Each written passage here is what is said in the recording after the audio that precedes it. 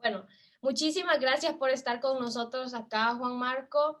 Gracias por acompañarnos hoy en nuestro 10º webinar sobre el impacto del COVID en el medio ambiente de El Salvador.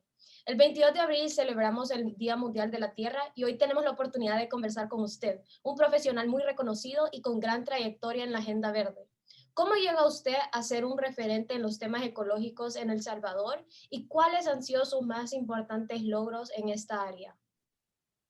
Oportunidad de tenerme aquí en este webinar y entiendo que hay más de 400 personas o suscriptores, como ustedes le llaman, que van a estar escuchando esto. Pues les cuento rápidamente, tengo casi 40 años desde principios de los 90 de haberme metido en este tema de cabeza. Eh, con un grupo de personas montamos una ONG, una fundación sin fines de lucro, bueno, asociación realmente, que se conoció en ese entonces como Salva Natura. Y empezamos en la época de la guerra todavía, en 1991, a manejar parques nacionales, porque ahí estaba representada la principal riqueza natural del país, su diversidad biológica, ¿no? Entonces, en asocio con el gobierno, manejábamos parques nacionales, pero también con una red internacional que fuimos creando poco a poco, en particular este servidor, que pues fungí como director ejecutivo de Salvanatura por casi 20 años, de 1991 al 2008, principios del 2009. Montamos una red internacional que nos permitió también posicionar a Salvanatura casi por 20 años como una ONG no solo enfocada en temas de gestión de parques nacionales y la conservación de la biodiversidad, pero también introduciendo el concepto de sostenibilidad al sector cafetalero vía mejores prácticas a través de la certificación Rainforest Alliance. Algunos de ustedes, estoy seguro, han visto un sello con una ranita verde en bananos, en té, en café, en chocolate, en fin. Eso es Rainforest Alliance. Y eso fue lo que introducimos a El Salvador en 1999 a través de Salva Natura. Y empezamos con un equipo de auditores de fincas de café a certificar fincas. Entonces eso fue uno de los principales logros de los cuales me siento orgulloso, introducir la sostenibilidad al sector cafetalero. Había un incentivo de mercado en ese entonces que pagaba un sobreprecio por ese café sostenible, por decirlo así. También diversificamos nuestro portafolio de proyectos con financiamiento de la AID. La AID en ese entonces estaba enfocado mucho, de nuevo, 1999 y año 2000, 2001. La AID estaba enfocada en temas de gestión del agua. Imagínense, si El Salvador ahora está en un tema crítico con el recurso agua, en ese entonces la AID también lo veía bastante crítico. Y en asocio con la CARE o CARE El Salvador, que ya no existe en el país, pero sí en otros países, una ONG estadounidense, nos aliamos para impulsar un proyecto de gestión del agua con enfoque de cuenca hidrográfica. Miren qué interesante. Ese concepto todavía no existía. En el país, el Ministerio del Ambiente en ese entonces estaba recién creado. Tenía 3, 4 años de haberse creado el Ministerio del Ambiente. Entonces no estaban pensando todavía en conservar el agua con enfoque de cuenca. ¿Qué significa enfoque de cuenca? Primero, trabajar con todos los actores en una microcuenca priorizada. Una cuenca es donde drena un río y desemboca en el mar. Puede ser un río pequeño, un río grande. La cuenca del río Lempa, en su mayoría, por ejemplo, está en un 60% en Guatemala y Honduras. Todo lo que suceda en Honduras y Guatemala, en la parte alta de la cuenca río Lempa, nos afecta aguas abajo a nosotros en El Salvador. Pero bueno, este proyecto se enfocó en microcuencas, pequeños ríos, riachuelos, más que nada en Ahuachapán y Usulután, Y la idea era no solo trabajar con los campesinos o los agricultores, mejorando sus tierras y llevándoles a conservar los mantos acuíferos, o más bien las fuentes de agua, no los mantos acuíferos, las fuentes de agua, nacimientos, pero también trabajando con alcaldes, impulsando leyes locales. Eso se llaman ordenanzas municipales. Entonces trabajamos de la mano con los alcaldes para mejorar las condiciones del agua. Algo innovador en el país, de nuevo, en el año 2000, 2001, ¿no? Y producimos, para terminar, mucho material educativo enfocado en la conservación del agua, de rotafolios para adultos analfabetos, para estudiantes de primaria y secundaria, en fin, para todo tipo de población, incluyendo los alcaldes y sus consejos municipales. Entonces, en ese sentido, hicimos mucho impacto. Creo que el tema ambiental era nuevo. En ese entonces veníamos saliendo de la Cumbre de la Tierra en 1992. Después, en el 2002 en Johannesburgo, Río más 10 años después, la segunda cumbre de la Tierra. El tema estaba bastante posicionado y a la par venía también posicionándose el tema del cambio climático, que ahora más que nunca es más relevante, pero de eso vamos a hablar después. Interesante, Juan Marco. Tenemos otra pregunta. Okay. Según algunos análisis, el medio ambiente ha sido una de las pocas áreas que se han beneficiado por la pandemia del coronavirus, al haberse reducido la actividad industrial, el transporte y otras acciones que afectan al ecosistema. Pero por otro lado, esto ha impactado la economía y es temporal. ¿Cuál es su opinión en el balance del impacto del COVID con el medio ambiente? Alexia, tú dijiste algo ahorita muy importante, la palabra temporal.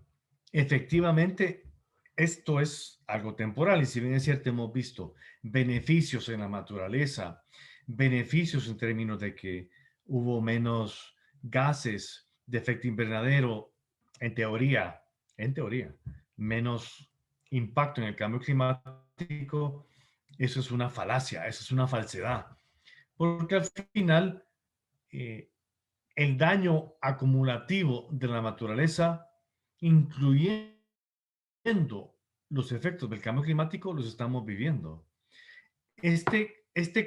Como lapsus temporal de la pandemia, al final, eh, de nuevo, es algo temporal y en este momento estamos viendo un despunte en la economía mundial. Tal vez algunos sectores como el turismo lo van a hacer igual, pero estamos viendo más viajes. Impresionante. Estados Unidos ahora está recibiendo mucha visitación de Latinoamérica, por supuesto, es accesible a ciudadanos que no son estadounidenses. Entonces, hay un turismo de repente a Estados Unidos. Entonces, eso de qué es temporal,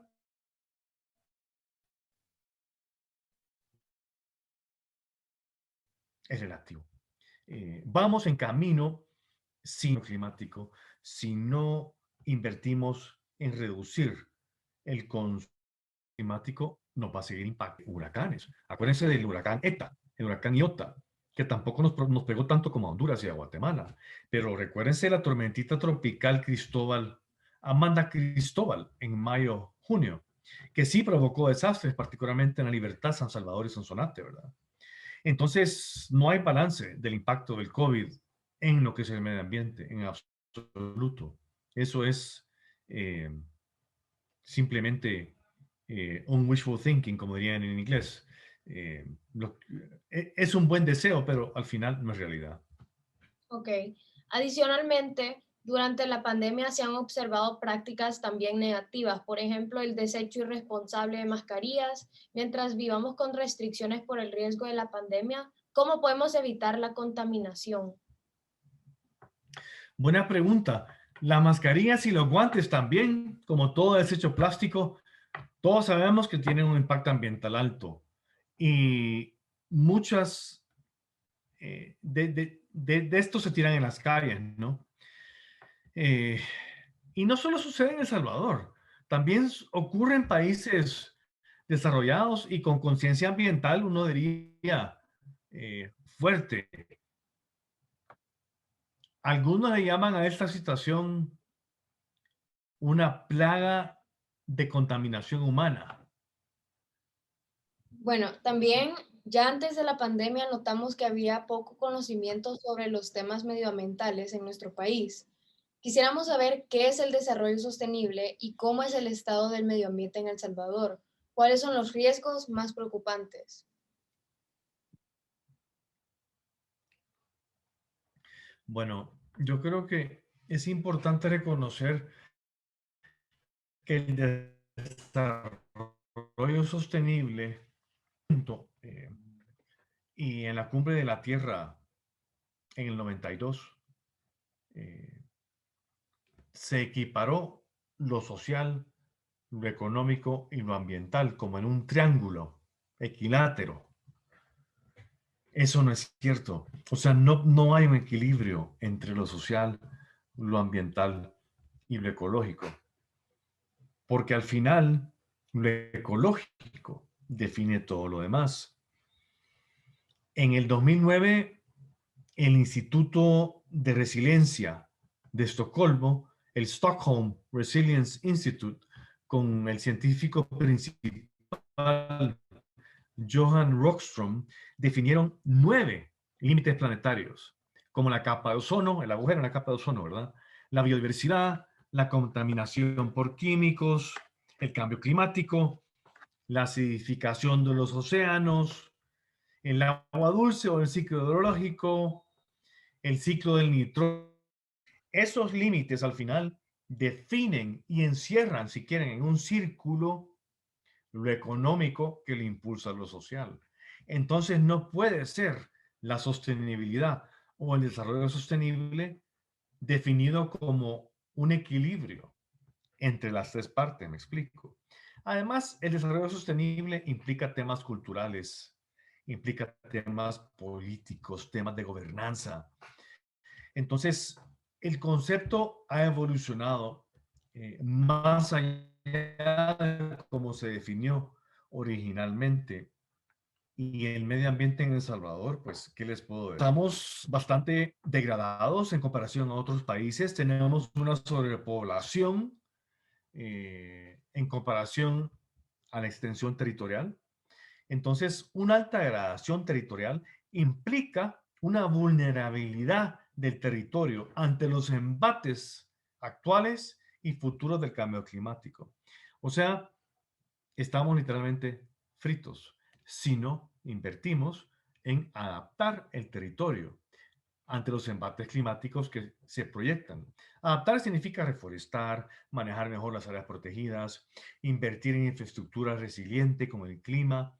Resiliente significa resistente, o sea, a shocks climáticos, ¿no?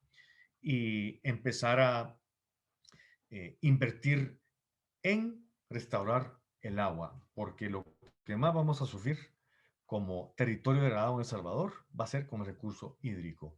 Si no lo comenzamos a restaurar, vamos a sufrir y no vamos a poder crecer ni siquiera en desarrollo y ni siquiera en población. Vamos a tener refugiados climáticos, que ya los tenemos, de hecho. Igual Guatemala y Honduras, estamos en el corredor seco, los tres países. Y aunque digan que por lo económico eh, la gente emigra, claro, el cambio climático provoca que el pequeño agricultor que no puede vender su cosecha emigre al norte precisamente por los embates climáticos. Ok, y desde la perspectiva de los jóvenes, ¿cómo podemos nosotros ayudar a diseminar más información y crear más conciencia sobre los principales factores de contaminación y la importancia de cuidar nuestro medio ambiente? Impulsar una economía circular, que es un tema bastante en boga que pocos entienden. Hoy por hoy vivimos una economía lineal, es decir, extraer recursos, producir, consumir y desechar. La economía circular cierra ese loop, bueno, ese círculo. En teoría, una economía circular no genera desechos. pero siempre van a haber desechos, ¿no? Pero la idea es maximizar en una economía circular el uso o la vida útil de un producto. No solo reciclar, remanufacturar, reparar, rehacer, reutilizar. En fin, hay más de 3, 5 R's aquí. Entonces, esas son las tendencias a las cuales tenemos que apostarle como jóvenes. ¿Qué podemos hacer? Indagar un poco más sobre estos dos temas y ver cómo en nuestras propias escuelas y eventualmente universidades creamos o nos metemos en clubes de sostenibilidad para pues, definirlo de esa forma y tratar de insertar este tipo de temáticas, si no los tienen ya estos clubes, eh, y liderar con el ejemplo, pero también liderar con el estudio. Yo creo que estas carreras también son carreras ya no del futuro, son carreras actuales. Quien estudie sostenibilidad o ingeniería ambiental o esas cosas, definitivamente va a tener trabajo en cualquier parte del mundo, porque ese es el futuro. Y así me decían a mí en los 90, increíble, ¿verdad? Yo estudié una maestría en sostenibilidad del INCAE, o sea, un Green MBA, la verdad, un MAE verde, y estaba muy adelantado para mi época. Les estoy hablando del 93 al 95. Pero estudiar y leer y empaparse de información puede provocar que uno sea un agente de cambio en estos clubes escolares o universitarios. Pero también otra cosa que les recomiendo es involucrarse apoyando con su tiempo como voluntario. O pues si empiezan a trabajar y quieren donar también, pero por ahora mejor como voluntario, donar su tiempo a una ONG ambiental. En El Salvador hay varias, está la Fundación Zoológica, está la Fundación Salvanatura que creé yo en 1990. Yo estoy creando una iniciativa que se llama Iniciativa para la Acción Climática, que es una ONG nueva que busca no solo mitigar gases de efecto invernadero en Centroamérica, pero también invertir en adaptación. En fin, son ejemplos de ONGs, pero hay muchos más, por supuesto. Escribir y promover sobre la temática, pero de una forma bien fundamentada en redes sociales, también es algo que ustedes pueden hacer como jóvenes. No se olviden de eso. Pero lo más importante al final, porque por ahí uno puede leer, uy, voy a dejar de comer carne porque las vacas deforestan, el ganado deforesta y generan mucho metano. Entonces, al dejar de comer carne, voy a impactar menos en el cambio climático. Sí, pero al final eso no es tan relevante como incidir en los políticos para que como grupos de jóvenes, ustedes, cuando yo digo incidir, cabildeen, hagan cabildeo con los políticos de turno, vean quién va a quedar en la Comisión de Medio Ambiente y Cambio Climático de los nuevos diputados que tenemos como país y acerquémonos a ellos y tratemos de educarlos, porque muchas veces estos diputados tienen limitaciones técnicas en temas ambientales. Entonces, ustedes como jóvenes, ya preparándose de forma universitaria, pueden tener un poco más de incidencia e impacto tratando de impulsar legislación que beneficie al país y a la región, ¿verdad? Las prácticas al final, como tratar de reciclar en la casa o separar la basura o no comer carne, como le dije, realmente no va a tener un impacto deseado en el caso de separar la basura, por ejemplo, si no hay en el país una buena recolección de la basura. Y la recolección por ley le corresponde a las alcaldías, pero las alcaldías muchas veces no tienen recursos. Tal vez pueden recoger la basura, pero no tienen capacidad para, uno, separarla, ¿verdad? Y dirigirla a estaciones de reciclaje específico, ya sea plástico, aluminio, vidrio, composto orgánico, qué sé yo, chatarra, madera, en fin, hay de todo en la basura, ¿verdad? Entonces, sin invertir en, solo con el tema del plástico, en plantas adicionales de reciclaje, más allá de las que existen, definitivamente vamos a seguir impactando el medio ambiente. con el plástico acabando en los océanos. Entonces, por eso es importante, y vuelvo a repetir lo que les decía, tenemos que, como jóvenes, eh, con capacidad y liderazgo, acercarnos a nuestros líderes políticos para que impulsen legislación que verdaderamente beneficie al país. Porque hoy por hoy, la ley, eh, las leyes ambientales en El Salvador dejan mucho que desear. Hay mucho espacio para mejora.